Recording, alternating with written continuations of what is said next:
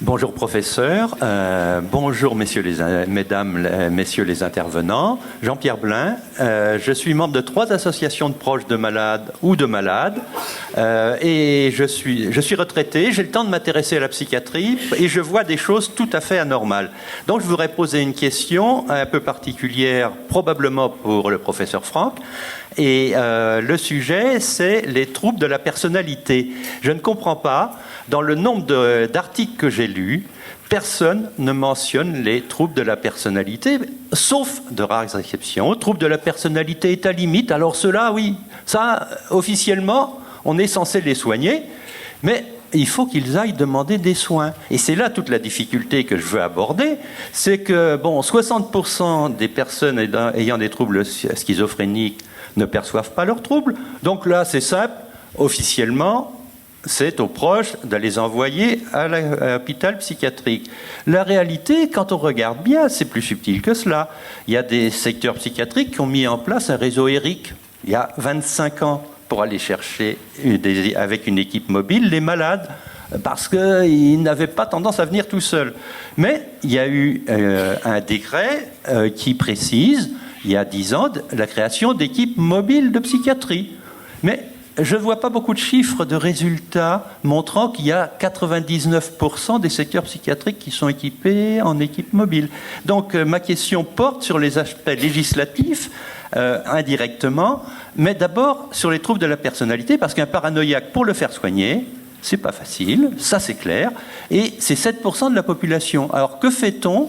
Est-ce qu'on les oublie volontairement, involontairement ? Est-ce que c'est aux proches de deviner ce qu'il faut comprendre ? Ça fait 30 ans que je cherche. J'étais chercheur dans le domaine des sciences exactes. Ça, je comprends. Le domaine des sciences médicales, c'est plus difficile à comprendre pour moi. Donc, c'est pour ça que je viens vous poser quelques questions, mais ce n'est pas par sadisme. Elles sont écrites, je les ai écrites à Madame la Ministre. Les troubles de la personnalité, j'aimerais avoir plus d'informations. Merci de votre attention. Bonjour, je peux commencer à dire quelques mots. Peut-être d'abord réagir sur la deuxième question qui m'intéresse beaucoup. Mon objectif pour 2020, ce serait éventuellement de reprendre la responsabilité d'un pôle de secteur de Lyon avec quelques arrondissements lyonnais. Vous voyez, ma première priorité, ce serait soigner dans les arrondissements les personnes, pas à l'hôpital psychiatrique, et évidemment externaliser, mettre en place des équipes mobiles. Je ne sais pas si ce sera facile. Avant même de faire ça, j'ai déjà des tracts qui arrivent pour dire que le secteur est mis à mal, alors qu'au contraire, c'est pour l'améliorer, parce qu'on est au service de la population, pas au service de nos institutions. Voilà, ça c'était la première petite remarque, parce que je pense qu'évidemment il faut faire ça partout en France. Alors là je vous parle de l'expérience de terrain. Je pense qu'il faut que le terrain puisse ensuite inspirer les décisions politiques, parce que sinon on tourne en rond et on n'arrivera jamais à s'en sortir. Donc partons du terrain et la force de l'exemple aidera le reste à changer. En ce qui concerne les troubles de personnalité, je peux vous dire simplement la modeste expérience de Réhabase. Ça fait partie des catégories et on a des personnes avec troubles de personnalité qui sont prises en compte dans les centres de réhabilitation psychosociale en France. Ensuite, c'est beaucoup plus difficile effectivement à caractériser qu'un trouble net comme la schizophrénie, un trouble du spectre de l'autisme, un trouble bipolaire, ce qui explique le fait que moins de personnes s'impliquent dans la recherche sur ces troubles-là. Parce que c'est à la frontière de ce qu'on admet comme étant compatible avec une vie satisfaisante et une réelle maladie.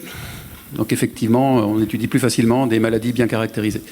Encore que... Tout de suite, directement. J'ai une collègue qui a été licenciée parce que le médecin du travail m'a répondu « c'est secret médical, on ne peut rien faire ». Voilà le résultat. Ça ne préoccupe personne. Ça fait partie des actions de déstigmatisation, à mon avis. C'est un objectif. Alors, bonjour. Je voudrais, c'était une question linguistique simplement. Est-ce que quelqu'un peut m'expliquer ce que c'est bayésien ? Ensuite, quelle est la différence entre rétablissement et réhabilitation ? Et enfin, il me semble qu'il faudrait en France privilégier l'usage du mot numérique au lieu de digital. J'étais prof d'anglais. Vous avez raison. Je vais simplement répondre sur réhabilitation-rétablissement. Pour bayésien, c'est plutôt Stéphane Mouchabak qui va prendre le micro après. Donc, le rétablissement, c'est quelque chose qui est propre à la personne, qui est subjectif. La personne va se dire rétablie. Et puis nous devons favoriser le rétablissement. La réhabilitation psychosociale, ce sont des outils de soins qui sont destinés à favoriser le rétablissement. Donc vous avez l'objectif, la réhabilitation, le subjectif, le rétablissement. Là, je pense que Stéphane peut enchaîner. Hop. Quant au vocabulaire, je suis d'accord avec vous, employons des mots français. Alors, pour ne pas faire du Jean-Claude Van Damme, digital, c'est aussi du latin, c'est avec les doigts. Donc, on tombe dessus. Alors, bayésien, qu'est-ce que c'est? C'est une méthode probabiliste qui a été décrite par un mathématicien helvète, qui était moine, et qui n'utilise pas les fréquences, c'est-à-dire il faut sentir pour conclure, mais qui établit des probabilités d'être juste. En fait, on a des croyances, elles sont confrontées à des événements, et elles redéfinissent nos croyances a posteriori. Et quand on utilise en intelligence artificielle les réseaux bayésiens, c'est une manière de modéliser sur ce mode les connaissances, l'expertise, pour arriver à quelque chose qui a des relations de cause à effet, dont les chiffres sont étudiés avec des probabilités. Je ne sais pas si je suis clair, mais c'est ce qui ressemble le plus au raisonnement humain. Admettons, tous les sont des. C'est une théorie que j'ai une croyance. Tous les tatata sont des tatata. J'en croise un, il est effectivement comme je ne veux pas, je me dis oui, ils sont tous comme ça. J'ai été bayésien. Si je le trouve sympa, je corrige mon a priori par le nouvel événement que je viens de voir. Ça paraît beaucoup plus, c'est plus simple pour rapidement avoir des conclusions plutôt que de voir 100 personnes avant de conclure. Voilà.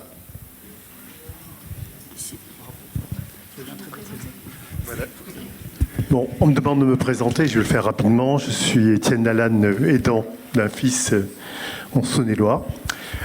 Simplement, j'avais une question pour Stéphane Cognon, dont j'ai lu le bouquin à l'occasion d'une interview que vous avez faite sur France Inter à 8h le matin, là, chose comme ça, donc à une heure de grande écoute, ce que j'ai beaucoup apprécié. Mais ce que je n'ai pas trouvé dans votre témoignage, ni dans le bouquin, dans votre petit livre, passionnant à lire et très, très intéressant, c'est au moment du coup de pouce dont vous parlez de votre sœur. Vous en parlez comme quelque chose qui s'est passé sans problème, où vous avez accepté sans aucune difficulté. Quelque part, je m'interroge sur est-ce qu'il n'y a pas eu une réticence de votre part de refuser, d'aller vers la psychiatrie, vers quelque chose qui peut être quelque part ressenti comme infamant ou autre, ou d'être dans le déni par rapport à cette situation-là. Le coup de pouce sur l'hospitalisation, c'est ça. J'avoue que quand j'ai été hospitalisé, j'avais pas, c'était sans mon consentement, entre guillemets. J'étais trop préoccupé, trop à l'ouest, trop en dehors de la réalité. C'est-à-dire que je n'ai opposé aucune résistance. Comment dire? J'ai pris ça pour oui, parce que c'était quelque chose, c'était un passage obligé. Je suis pas violent de nature, voilà, mais j'ai pas eu effectivement. Je pense que j'étais tellement reclus aussi, et c'est ce que j'ai dit un petit peu. J'étais tellement reclus et tellement distancé de ce qui se passait. Et puis aussi, je crois que je me suis aperçu, c'est ce que j'ai dit quand même, qu'on allait s'occuper de moi. Vous voyez ce que je veux dire? Non, mais c'est parce qu'il n'y a pas eu de violence. Il n'y a pas eu. C'est pour ça que je disais cette hospitalisation, elle n'a pas été traumatisante. Il n'y a pas eu de violence, il n'y a pas eu de contention, il n'y a pas eu. Voilà. J'ai pas manifesté quelque chose contre. Voilà. Mais c'est peut-être dans ma nature aussi. C'est peut-être dans l'état dans lequel j'étais. Et puis quand même un tout petit peu de me dire. Je baisse les bras, on va s'occuper de moi. Parce que j'avais toutes ces interrogations en tête. Qu'est-ce qui se passe, tout ça? Et là, on m'écoute. Et voilà. Je vais pouvoir baisser. Voilà. Je vais pouvoir dormir. Dès que je suis arrivé, j'ai dormi. Ce que je faisais pas depuis un moment. Quoi. Voilà. Je sais pas si ça va ou.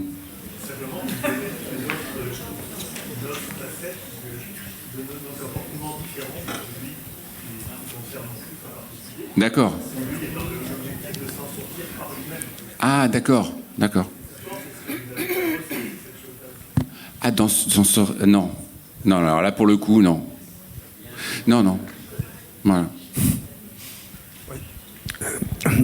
Une question à M. Mouchabak, mais qui pourra nous toucher. M. Lévy, donc UNAFAM 78. Ma question, c'est l'intelligence artificielle, on l'a abordé, mais ce terme a été vendu, on pourrait dire, par les grandes sociétés pour avoir des crédits de recherche, bien évidemment. Ce qui est important par rapport aux professionnels et aux familles, c'est plutôt de dire c'est une aide au diagnostic, c'est une expertise. Alors, par rapport au diagnostic, par rapport à M. Blin, je pense qu'on est tous confrontés au départ. Quand on est face à des professionnels, On a entendu, par exemple, la présidente de la FNAPSIP lors de l'AG de l'UNAFAM dire qu'il y a les sachants et à côté, il y a en effet les aidants. Il faudrait que les sachants, les professionnels, aient une incitation, pas une obligation, mais une incitation forte à ce que la famille soit entendue dans le diagnostic. C'est-à-dire qu'il y aurait dans le diagnostic même sur l'intégration d'un rapport, il y a un passage, je dirais presque incitatif, où l'écoute, ce que va dire la famille va être intégré. Ça, c'est le premier élément. Le deuxième élément, il faudrait qu'il y ait une contre-expertise. Il faudrait que les professionnels acceptent que leur diagnostic, certains le font, mais pas tous, parce qu'il y a la carte est délicate de couverture, certes, mais il y a une contre-expertise. Fondamentale le fait, par rapport à des professionnels qui sont demandeurs.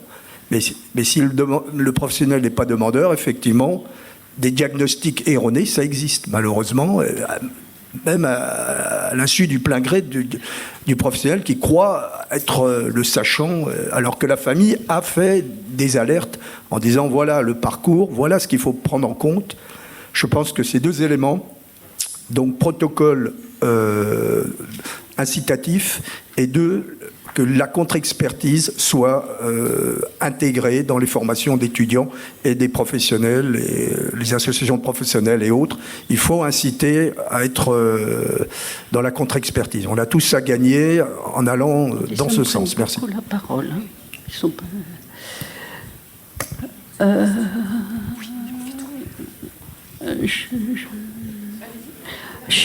Excusez-moi, je suis extrêmement émue. Donc je vais essayer d'être claire, synthétique, parce qu'il n'y a pas beaucoup de temps. Et ce que je viens de vivre depuis plus d'1 an, enfin, avec ma fille qui a 39 ans, avec une série de dysfonctionnements entre un hôpital psychiatrique dont je ne parlerai pas aujourd'hui, des CMP, etc., alors qu'elle a toujours accepté de se faire soigner depuis 2002, est tragique. Donc, ma question est la suivante, elle va être extrêmement concrète. En 2017, est arrivé sur le marché par le laboratoire Janssen, le Trevicta. Très brièvement, elle a changé de CNP, je ne le savais pas à ce moment-là, qu'il ne savait rien d'elle, j'ai découvert après. Et je mets la faute à personne, hein, on est bien d'accord, je ne suis pas du tout là-dedans. Et elle a eu des piqûres un traitement Trevicta, et avec son père, Capitaline, on a appris qu'elle avait une piqûre trimestrielle. Alors, moi, j'ai cherché sur Internet, j'ai vite compris de quoi il s'agissait. Et donc, et on a vu des modifications, etc. Et voilà. Donc, ce Trevicta ne marche pas visiblement pour un certain pourcentage de personnes, ce qui est logique parce que les traitements ne peuvent pas marcher pour tout le monde. Je pense qu'il doit marcher pour certains patients parce que sinon, au bout de 2 ans, il aurait quand même été retiré du marché. Mais néanmoins, il ne marche pas pour certaines personnes. J'ai su par le docteur Nuss plus ou moins les raisons à Saint-Antoine pour lesquelles, parce que j'ai posé la question, il ne marchait pas. Ça l'a fait décrocher de son traitement, rechuter, ne plus aller au CMP. Et là, on a été, je suis depuis le mois de mai dans un engrenage absolument insensé. Et ce n'est pas le propos de mon intervention aujourd'hui, je l'écrirai. J'ai même pris des notes pour moi aussi, essayer d'écrire au moins une note, au moins un livre, parce que c'est pas possible de continuer comme ça, même si ce que vous avez tous dit ce matin porte beaucoup d'espoir. Voilà. Donc, que faire dans ce cas-là par rapport à des labos qui mettent sur le marché des traitements sans retour correct par rapport aux patients, etc. Et comment ça se passe quand les patients rechutent pour que dans les CMP, au moins, il y ait des notes, il y ait des choses, je ne sais pas ce qui se passe à l'hôpital psy, etc. Moi, c'est ma grosse interrogation. Donc là, depuis elle vient de faire 17 jours d'hospitalisation. On l'a fait sortir un peu prématurément. On ne m'a pas téléphoné, parlons pas du rôle des aidants, parce que là, c'était... Voilà. Même pas la peine. Donc, c'est moi l'aidante, et son père aussi. Donc, par contre, pour l'hospitaliser, il fallait que nous, on la fasse hospitaliser, ce qu'on a réussi à faire. Voilà, elle a entendu des voix, enfin, bon, elle m'a appelé en urgence au mois d'août, j'entends des fantômes, etc. Je vous passe tous les détails, vous connaissez par cœur. Donc ma question, elle est essentiellement sur les labos, sur un traitement, et ça, vous n'en avez pas parlé ce matin. Vous avez parlé des soins, ok, mais pas non plus de la chaîne des nouveaux traitements. Merci. J'espère que j'ai été claire.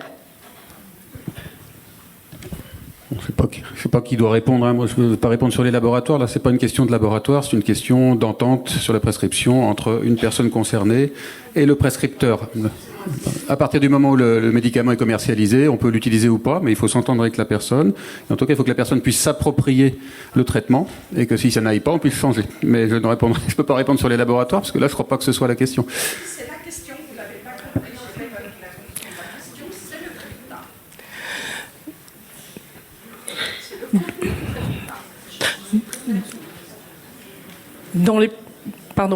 Dans les politiques publiques aujourd'hui, il y a vraiment des très grosses questions concernant le handicap psychique qui est mal connu, mal défini et qui inquiète un certain nombre des familles qui sont ici présentes. Donc je voudrais savoir, Julien, comment finalement l'équipe spécialisée évaluation du handicap psychique, comment travaille-t-elle avec la MDPH de Grenoble et comment finalement vous, les pères aidants, vous, les psychiatres, vous pouvez nous aider à faire reconnaître le handicap psychique, bien sûr. C'est important parce que nous voyons poindre un certain nombre de dossiers qui nous arrivent et qui laissent entendre que c'est le handicap qui coûte le plus cher, c'est le handicap mal défini, c'est le handicap de la personne qui fraude, c'est le handicap des psychiatres qui remplissent n'importe comment les certificats médicaux. Et vraiment, je crois qu'aujourd'hui, nous avons vraiment besoin d'aide pour le faire connaître, même si et faire connaître finalement les limitations, mais aussi qu'on peut en sortir. Mais comment travailler tout ça avec les MDPH et avec les politiques publiques?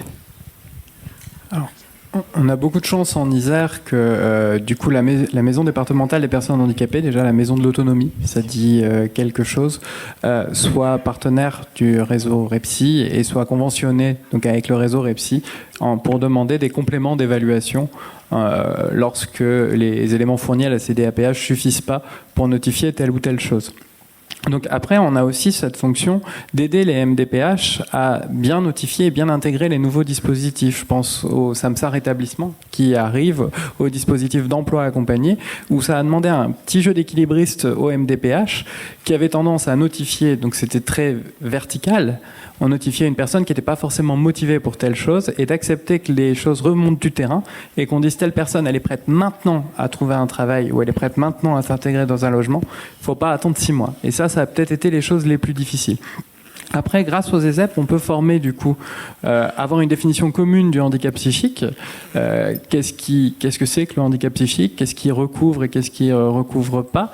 Quelles sont les différentes stratégies? Donc ça permet d'avoir un certain nombre d'ambassadeurs dans toutes les différentes structures qui vont répercuter auprès de leur structure la notion de handicap psychique. Mais on a eu aussi l'occasion de participer à la rédaction du guide national à l'intention des MDPH sur ce qu'était le handicap psychique et d'apporter cette plus-value aussi là des ESEP. Mais c'est vrai que très clairement, les MDPH sont seulement au début de commencer à intégrer ce que c'est que les pratiques orientées rétablissement. Et on songe aussi, là, c'est un projet qu'on a pour l'année qui vient, à réunir toutes les MDPH de l'arc alpin pour avoir du coup une position commune finalement et faciliter les notifications qui vont dans le bon sens et que tout le monde puisse avoir cette acculturation à la fois au handicap psychique et aux pratiques orientées rétablissement. Et bien sûr, une des missions du réseau, c'est de contribuer et de faire remonter les besoins non couverts. Et on l'a vu par exemple sur l'intervention précoce par rapport aux interventions qu'on a pu mobiliser aussi via les urgences, faire mobiliser un peu tous les troubles de personnalité comme ça a été évoqué, l'autisme en son temps. Et clairement, il y a cette mission aussi là d'observatoire des besoins. Oui, Jean-François de la Monneraye, je suis médecin retraité et j'étais père d'un fils qui a vécu 11 ans avec une schizophrénie sans avoir jamais été hospitalisé. J'ai été marqué tout à l'heure par notre père aidant qui nous dit, dans la formation des pères aidants, ben voilà, il y a un animateur et un co-animateur qui est le père aidant. Il manque encore une petite étape à faire. Et je me suis dit, moi, je peux le dire facilement parce que j'étais médecin et père. Et je me rends compte qu'on est sacrément déstabilisé. Moi, je l'étais comme médecin et comme père. Et ben, il manque juste une formation encore actuellement, il me semble, c'est l'ETS pour finalement l'éducation thérapeutique des soignants. Ce serait intéressant, ça, effectivement. Moi, j'ai manqué d'éducation thérapeutique parce que, comme père, j'ai dû désapprendre énormément de choses que je connaissais sur la schizophrénie et qui ne m'aidaient pas du tout pour mon fils. Voilà. Est-ce qu'il y aura un jour une formation pour les soignants ? Merci. Moi, ça me fait penser à quelque chose. Déjà, par rapport à la co-construction, co-animation, pour moi, le père aidant, il n'est pas le co-animateur, il est l'animateur principal et le professionnel, l'autre professionnel, parce que ce sont des professionnels, et le co-animateur. À mon avis, c'est mieux comme ça marche mieux comme ça. Après, ce qu'on essaye de faire maintenant, c'est co-construire avec des proches aidants, des groupes d'information, avec l'UNAFAM, on le fait avec l'UNAFAM 69 en particulier, des groupes d'information et des groupes de psychoéducation pour les proches. Ça me paraît aussi le complément absolument indispensable. Et puis après, tout ensemble, avec effectivement des séances conjointes, ce sera encore l'étape ultime, mais là, il faut construire le programme. Alors, oui, merci de cette question, monsieur. Alors, moi, quand j'ai été formé à l'éducation thérapeutique, finalement, ça n'a fait qu'officialiser et normer quelque chose que je faisais au sein de groupes d'usagers. Alors, éducation thérapeutique du patient, je me disais oui, donc j'ai été formé une deuxième fois, mais d'un point de vue institutionnel. Mais il faudrait aussi une éducation thérapeutique des proches, vous l'avez souligné, mais aussi des professionnels, bien évidemment, pour que ces trois savoirs puissent se rencontrer et qu'on puisse se réunir, bien évidemment. À ce sujet, je voudrais vous faire part d'une information que certains d'entre vous ont déjà. J'ai collaboré avec Caroline à un MOOC international qui est représenté par les 5 continents et 10 pays ont participé. C'est porté par l'Université de Montréal et dans le comité pédagogique, il y a Jean-François Pelletier de l'Université de Montréal, mais aussi Larry Davidson de l'Université de Yale. Tapez sur Google EduLib, Edu comme éducation, Lib comme liberté, et plus le rétablissement. Vous verrez, ce MOOC a un double intérêt. D'une part, il est gratuit. Il est consultable à tout moment. On peut s'inscrire à tout moment jusqu'au 23 septembre 2020. Vous pouvez progresser dans l'ordre qui vous convient et lorsque vous le souhaitez. Edu, E-D-U, Lib, L-I-B. EduLib. E-D-U-L-I-B. Éric, Dominique, Ursule. Laurent, Isidore et Bernard, ça vous va ? Voilà. Et vous pouvez vous inscrire, c'est gratuit. Et vous verrez, au niveau des contenus, c'est formidable. Et je voudrais revenir sur les contenus. Avec l'intelligence artificielle et l'évolution dans laquelle nous entrons dans notre histoire, eh bien les enseignements vont se faire de plus en plus depuis chez soi, avec également du présentiel quelque part.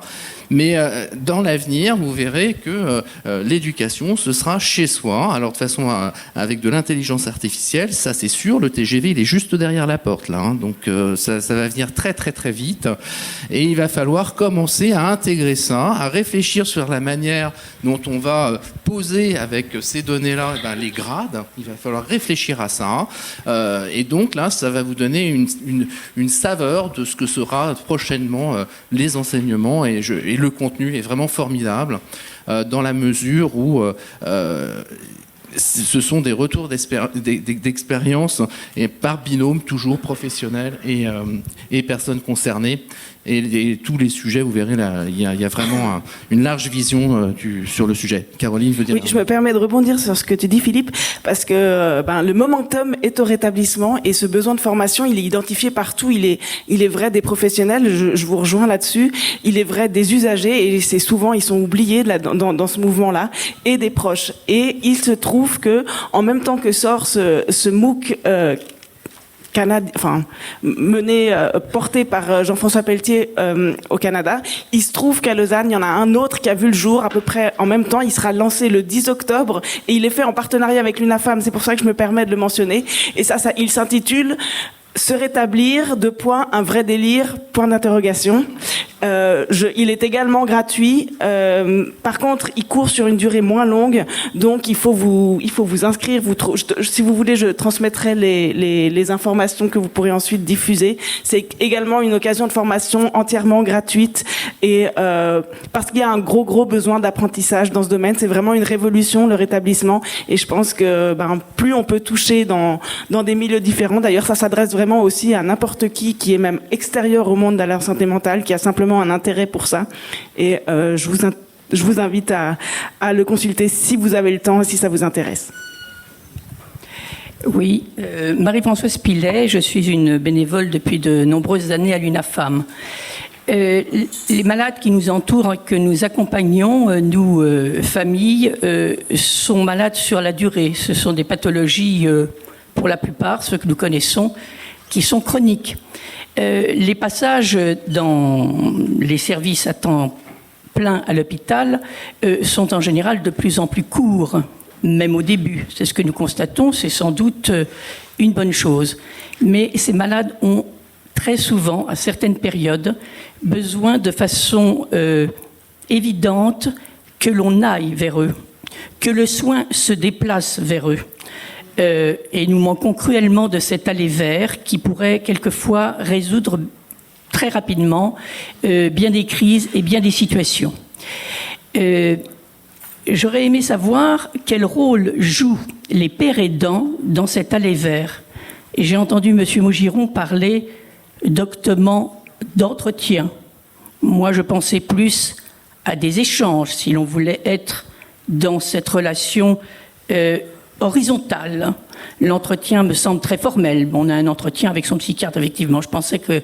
Mais néanmoins, quel rôle vont jouer les pères aidants dans l'aller vers? Est-ce qu'ils restent simplement cantonnés à un service hospitalier, enfermés dans le service, ce dont nous souffrons, nous aidants, ou est-ce qu'ils vont se déplacer à l'extérieur? Voilà mes questions.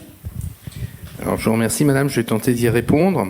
Alors là, les vers, c'est pas récent comme concept, ça date des années 60 avec Locke Riching. Et à l'origine, là, les vers, c'était un médecin, figurez-vous, psychiatre à Chicago, qui s'occupait de toxicomanes noirs américains dans des quartiers extrêmement défavorisés. Et personne ne se préoccupait justement de ces personnes-là. La société les niait. Et lui s'en est occupé et a commencé à aller vers ces personnes accompagnées de ce qu'on nommerait aujourd'hui de pères aidants. Donc ça, c'est l'origine de l'aller vers. Et ça va revenir, puisqu'il y a aussi parfois des modes dans les thérapeutiques et je le dis comme ça, les accompagnements, les prises en charge, vous voyez. Donc c'est inscrit, notamment dans le projet territorial de santé mentale. Ça va revenir, on l'attend. Ensuite, au niveau de la sémantique, de la terminologie, des mots qu'on emploie, c'est une réflexion que j'ai depuis fort longtemps parce que les mots ont une grande importance. Les mots peuvent tuer aussi. Et en ce qui concerne la père aidance et la santé mentale, et là je tiens à remercier aussi Nicolas Franck parce qu'il a fait quelque chose qui est assez rare. Il a donné une définition de Patricia Digan qui a cette double casquette, Patricia Digan, d'être une grande professionnelle, d'être docteur, une psychologue et d'être une personne concernée. Il se trouve qu'aujourd'hui, de la manière dont nous fonctionnons, pour valider les choses, on est dans le champ scientifique, donc de la preuve quelque part. Il faut valider par des recherches et notamment de la production de littérature. On est aujourd'hui dans une espèce d'inflation de littérature. On crée des magazines pour produire de la littérature, plus ou moins bonne ou mauvaise, ça c'est un autre sujet. Mais les choses n'ont de valeur que si elles sont publiées aujourd'hui. Et qui publie ? Qui apporte les concepts, qui apporte les définitions, qui apporte les modèles théoriques, ce sont les professionnels. Et dans le champ de la père aidance et du rétablissement, aujourd'hui, nous n'avons que peu de mots qui sont issus des personnes concernées elles-mêmes, ne serait-ce que de la manière dont on les nomme. Elles ont été la plupart du temps baptisées par des professionnels qui ne leur ont pas demandé leur avis. Voyez. Donc moi, je suis médiateur de santé père, c'est de la manière dont j'ai été baptisé. On m'a pas demandé si ça me convenait ou pas. Voilà. Donc c'est la raison pour laquelle je préfère parler de père aidant professionnel. Ça me semble beaucoup plus simple. Tout ceci ajoute de la confusion parce que parfois on a le sentiment, à tort ou à raison, de parler de la même chose. C'est parfois juste et parfois ça ne l'est pas. Vous voyez.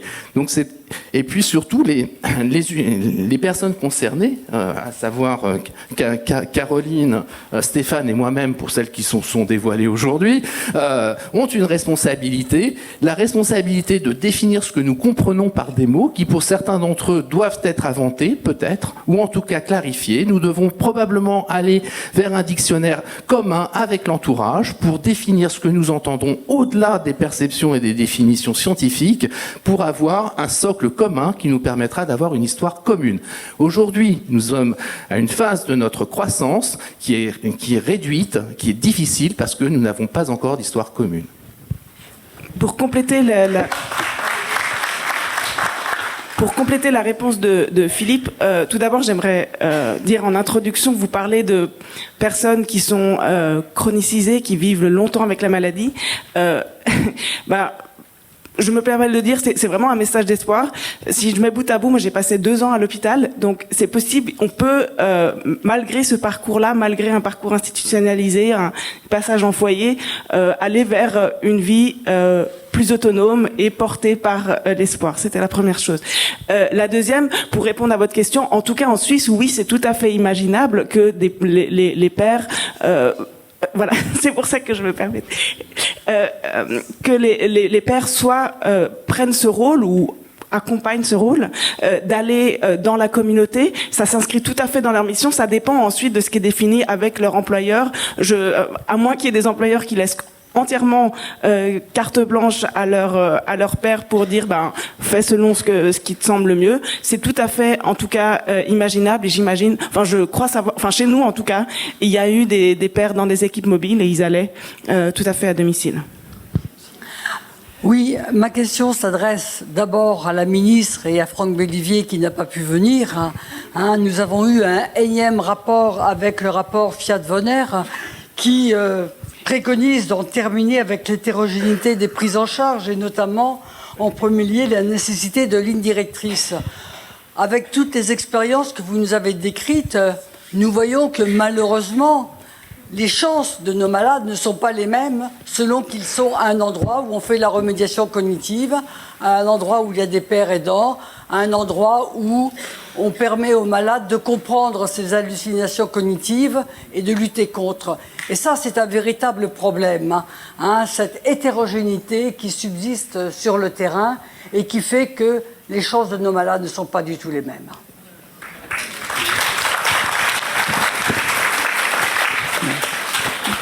Juste pour dire qu'effectivement, ça c'est une grande injustice, on est très sensible à ça, c'est pour ça qu'on essaye de travailler avec les ARS, de mettre en place des cahiers des charges, c'est ce qu'on a fait pour la réhabilitation psychosociale sur 2 régions, ça va être fait sur d'autres régions, après l'instruction des GOS du 16 janvier 2019 sur la réhabilitation. Donc quand on peut lutter contre cette injustice, on le fait et on essaye d'être efficace, mais c'est pas facile. Ah oui, je voudrais rebondir sur ce qu'on vient de dire. C'est vrai que cette hétérogénéité est un énorme problème en France. Et je voulais interroger le professeur Nicolas Franck sur la réhabilitation psychosociale. Il y a eu, en début d'année, une instruction afin de développer ces soins de réhabilitation psychosociale sur tous les territoires, de façon homogène. C'était écrit ainsi dans l'instruction. Donc vous voyez que les pouvoirs publics se soucient de cette problématique, avec d'ailleurs un souhait que ce soit déjà cette couverture homogène soit réalisée à l'échéance de 2020. Vous voyez donc quelque chose d'extrêmement rapide. Ce serait magnifique si ça se passait. Où en est-on? C'est la question, professeur Nicolas Franck. Et puis bien sûr, c'est une excellente question. Et puis ensuite, bien sûr, nous aurons également la réponse du représentant du professeur Bellivier. Oui, peut-être. Effectivement, cette instruction est encore relativement récente. Janvier 2019, oui. Oui, oui. Mais très porteuse d'espoir. Absolument. Vraiment. Donc, elle est effectivement en cours de déploiement sur l'ensemble des territoires en ce moment même. Donc, c'est pour ça que nous allons, comme je l'ai dit avec le professeur Bellivier, entamer ce Tour de France. Ça fait partie aussi de ce que nous voulons observer, évaluer, voir comment les acteurs s'emparent de cette instruction, puisqu'il s'agit d'une instruction en l'occurrence. Et je pense qu'on fera une évaluation d'ici 1 an pour voir effectivement comment les choses ont pu avancer. Sur la diversité des pratiques, effectivement, je pense que c'est quelque chose qui a été abondamment souligné. Bon, là aussi, ça rejoint un petit peu ce que je disais dans mon propos introductif, c'est-à-dire qu'il faut effectivement qu'on soit en capacité à la fois de les recenser, de les répertorier, de capitaliser, les évaluer et de les diffuser de façon beaucoup plus large. Je crois qu'il y a aussi un travail important qui est en cours en lien avec la Haute Autorité de Santé, qui s'est emparée aussi de cette question de la santé mentale et de la psychiatrie, et avec laquelle, effectivement, nous sommes en lien très étroit. Oui, nous avons aussi un observatoire des bonnes pratiques et nous constatons de ci, de là, sur le territoire, des pratiques excellentes, mais qui restent souvent unipersonnelles au niveau de leur promotion et qui ne vont pas essaimer. C'est fort dommage. Et c'est vrai que cette hétérogénéité, c'est probablement un des problèmes essentiels aujourd'hui, comme un autre problème dont on a parlé plusieurs fois, qui est que le rétablissement devienne le maître mot de la psychiatrie. Et c'est loin d'être le cas. C'est à moi. Oui. Pour surenchérir sur ce que vous venez de dire, moi je suis tout à fait intéressée par tout ce qui se dit et par toutes ces avancées qu'on voit à différents endroits. Mais je pense que dans le secteur public, les CMP, qui sont quand même le secteur public de psychiatrie où vont beaucoup de nos proches, on ne peut pas donner une obligation de résultat, c'est évident. Mais par contre, on peut donner une obligation d'objectif. Et si l'objectif est le rétablissement, à ce moment-là, ce qu'on va mesurer, c'est les moyens qui sont mis en œuvre pour aller vers ce rétablissement, la modernisation de la pensée, si je puis dire, et l'actualisation de la pensée, et on va demander aux gens d'être performants là-dessus. Alors que pour l'instant, c'est pas du tout le cas. Il y a effectivement une hétérogénéité qui est déplorable. Moi, mon fils, qui est suivi depuis 10 ans, me disait hier, ma psychiatre, il voit la même depuis 10 ans parce que c'est celle du secteur et il suivait au CMP et qu'il voit un quart d'heure tous les mois et demi pour lui renouveler son ordonnance. Il me dit, elle est pas méchante, elle est gentille, mais elle est nulle. Elle est nulle. Et il m'a dit, elle sait pas ce que c'est qu'aider. Elle passe son temps à me dire, vous êtes malade, il faut vous habituer à l'idée de vous êtes malade, vous avez un handicap. Ah oui, c'est vrai, le travail que vous faites, parce qu'en plus il a repris un boulot là dernièrement, c'est pas très valorisant. Ah oui, vous avez embêté votre mère, ah si vous avez fait ça. Il me dit, elle est nulle. C'est pas ce que je lui demande. Je lui demande de m'aider. Et moi, je trouve quand même déplorable qu'à notre époque, on puisse pas fixer dans le service public des objectifs avec des obligations et une évaluation et un parcours dynamique. Et une évaluation.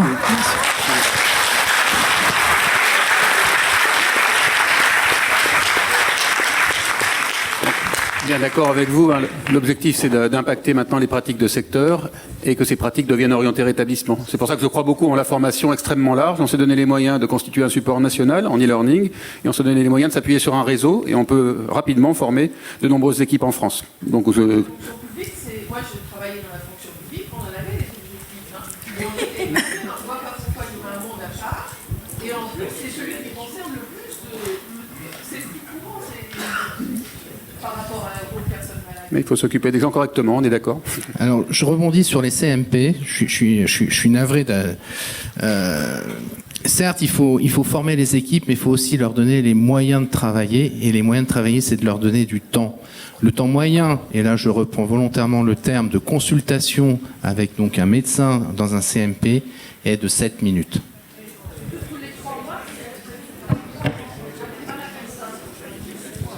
Peut-être pour ajouter quelques mots sur cette question des CMP, donc qui est une question effectivement qui est bien identifiée ici au ministère. On sait les dysfonctionnements des CMP qui sont d'ailleurs multifactoriels. Je veux dire, c'est aussi des questions de moyens, de disponibilité, de trouver aussi la ressource qui est rare. La ressource médicale aujourd'hui dans ce secteur, elle est extrêmement rare. Et malheureusement, pendant des années, il va falloir faire avec. Parce que le temps de former de nouveaux professionnels, ça va prendre du temps. Sur ces CMP, donc, vient de s'engager une mission de l'inspection générale des affaires sociales, puisque c'est une priorité de la ministre, qui vise précisément à tout à la fois déterminer les missions des CNP, leur positionnement dans le paysage institutionnel et les pratiques de ces CNP. Par ailleurs, également, et de façon plus générale, comme vous le savez, dans le cadre stratégie de refondation d'hôpital qu'on appelle Ma Santé 2022, un certain nombre de chantiers sont engagés, notamment sur tout ce qui touche à l'autorisation des établissements hospitaliers. Et nous allons très prochainement engager le chantier sur la détermination, l'autorisation des établissements dans le champ de la psychiatrie. Cela couvre bien évidemment les CMP. Il faut savoir qu'aujourd'hui, il n'y a pas de texte réellement qui encadre, qui régule les normes minimales auxquelles doivent répondre en termes de fonctionnement les établissements psychiatriques. Donc c'est un travail qui s'engage là. Voilà, il y a beaucoup de choses. J'ai pas voulu dans mon propos introductif vous accabler avec des choses trop techniques, mais il y a énormément de chantiers qui s'engagent, qui vont nous donner autant de leviers de faire évoluer les choses. Quelque chose d'extrêmement très très technique, mais c'est la réforme du financement des établissements psychiatriques eux-mêmes, puisqu'il y a une très importante réforme qui s'engage pour permettre effectivement ces évolutions, permettre d'inciter les établissements à se moderniser dans leurs pratiques, en valorisant à la fois l'innovation, en valorisant la recherche, en valorisant les coopérations que peuvent organiser ces établissements. Donc tout ceci est en train de se mettre en place. Comme je l'ai dit, ce sont des chantiers évidemment qui prennent du temps, ce sont des chantiers qui touchent aux structures même, je dirais, de notre dispositif, mais qui sont maintenant engagés. Voilà. Bonjour. Donc moi j'ai suivi un lourd parcours avec mon fils qui est schizophrène et qui est dit résistant au traitement. Je n'ai jamais rencontré de père. J'ai toujours eu l'impression de batailler avec des personnes qui avaient tout le pouvoir sur mon fils et qui malheureusement ne l'écoutaient pas. Donc il a essayé beaucoup de traitements. Et là, actuellement, depuis 2017, il vit en Belgique. Et donc, a priori, les Belges ont trouvé un traitement plus ou moins qui lui convient, mais bon, sa maladie est toujours là. Et moi, ce que je voulais savoir, c'est où sont les pères à Paris, aidants, et y en a-t-il en Belgique? Voilà, merci. Alors, oui, madame, il y a des pères aidants en Belgique. Il y a une association qui s'appelle En Route, vers laquelle vous pouvez vous tourner. Il y a une formation qui a lieu à Mons. Vous pouvez prendre contact avec eux également pour voir dans quelle mesure des pères aidants belges pourraient venir vous aider. En France, la paire aidance professionnelle se développe depuis 2012 avec une première promotion où nous étions 29. Il y a une deuxième promotion de 34 médiateurs, 30 qui seront diplômés, donc en décembre prochain. Et là, il y a un nouveau 33 médiateurs là sur cette prochaine promotion. Donc en France, on est à moins de, à la fin de l'année, horizon fin de l'année, à plus. Avec le DU, là, on va s'orienter vers 45-50. Donc vous voyez, petit à petit, les choses vont se faire, mais on va, j'allais dire, produire des pères aidants professionnels qui vont pouvoir justifier d'une formation pour être introduits au sein de l'institution, si j'ose dire. Après, il faut voir les modalités d'institution. Il faut bien comprendre que les médiateurs de santé père sont issus d'une expérimentation, donc le financement, c'est un financement artificiel, j'allais dire, puisque au départ, les établissements n'ont pas besoin de financer. Vous voyez, c'est une subvention, quoi. Donc ça change beaucoup de choses. Le jour où ce ne sera plus subventionné, qu'est-ce qui va se passer? Ça, c'est la grande question. Nous sommes sous perfusion à l'heure actuelle. Nous sommes des professionnels perfusés par les ARS, parce que nous sommes financés par les ARS et nous sommes, comme de nombreux projets, financièrement dépendants de l'ARS. Excuse-moi Philippe, oui, juste pour donner mon exemple, effectivement je suis en contrat pour 2 ans, et donc si ça se passe bien, si la licence se passe bien, on continue en contrat l'année prochaine, mais après, je suis pas sûr d'être gardé, parce que c'est l'ARS qui finance ces 2 ans. Voilà. En revanche, je veux juste dire, pour notre promotion, là, les 33 personnes, on est quelques-uns en Ile-de-France, mais ce qui est quand même agréablement rassurant, c'est qu'il y en a partout.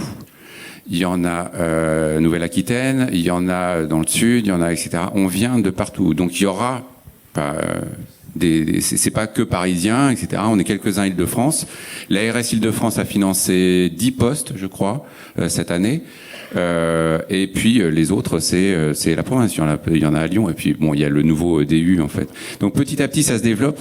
Ce que je voulais juste dire par rapport à la formation, parce que j'avais entendu Philippe en parler, c'est qu'il ne faut pas que ce soit anarchique non plus. Il ne faut pas que ce soit des formations qui ne valent rien et que les personnes, que les pères aidants soient sur le marché et ne soient déjà des jouets soient utilisés. Donc c'est pas évident à trouver, mais ça va venir petit à petit. 33 ici, plus Lyon. Il y a peut-être Marseille. Après, je sais pas s'il y a un autre. Alors pour reprendre, on a commencé avec une expérimentation interrégionale en 2012, donc 3 régions. Cette année, on est à 9 régions. Vous voyez, donc on s'approche de quelque chose. Plus les dom-toms, donc vraiment le territoire de la République est de plus en plus représenté parmi les étudiants médiateurs, mais aussi au DU où il y a des personnes qui viendront de la France entière pour suivre cet enseignement.